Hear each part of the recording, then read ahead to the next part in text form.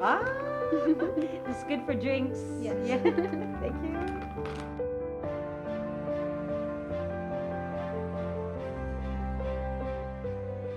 Kamusta po?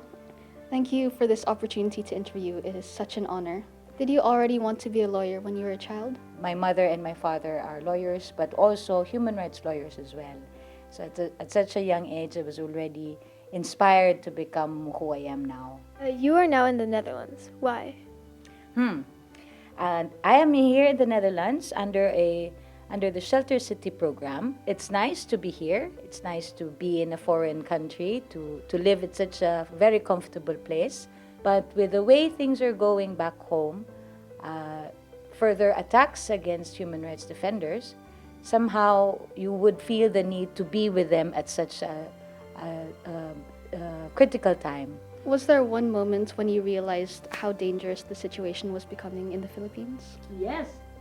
The first time that I got red tag, mind you, it was on my birthday.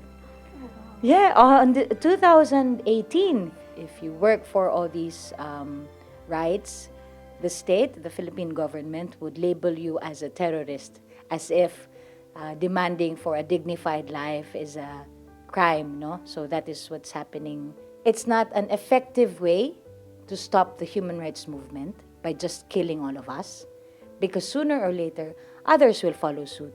But they don't know that when they try to gun down one of us, there's a lot more that's coming out.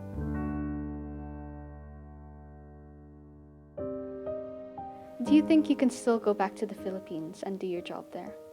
Yes, I still want and long to go home in the Philippines. And I can still do my job, but this is very important for me to say. Even if I die, it's like you're one of the statistics, yes. You're just a number, you're just a name.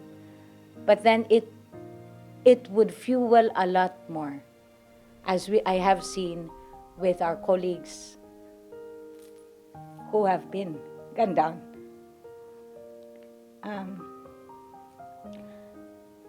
Even in their deaths, we still commemorate them and they still inspire us. So, it's okay. So it's okay to go back, knowing that I have served well, I have lived my life, I know that this is my purpose in life. And I think that is very important for all of us to identify what is our purpose. Because then, that will fuel our passions, that will drive us to our goals, and be of service to the people.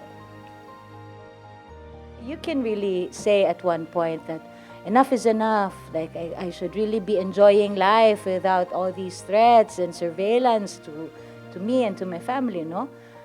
But then, when you go back to the reason why you're here in the first place, it then gives you some more motivation to go on, especially with the people that we work with.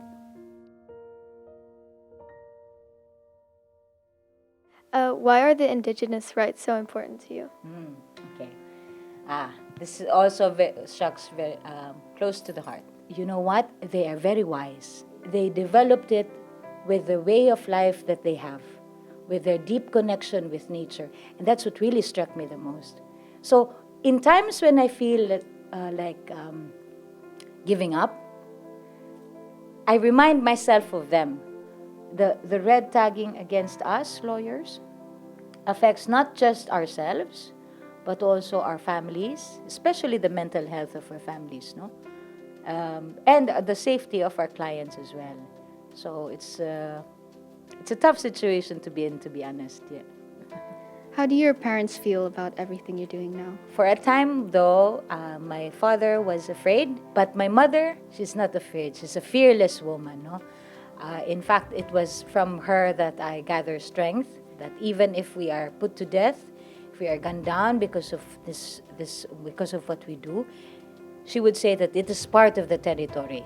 It's part of the game. It's part of the fight. And should they bring us down, it must mean that we are doing something good. and very effective, because why else would they attack us, no?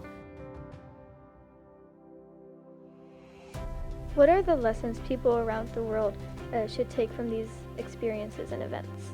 It should be something that is exceptional, no? Because fighting for human rights, fighting for justice, for equality, for fairness, for a dignified life is something worth striving for by everybody.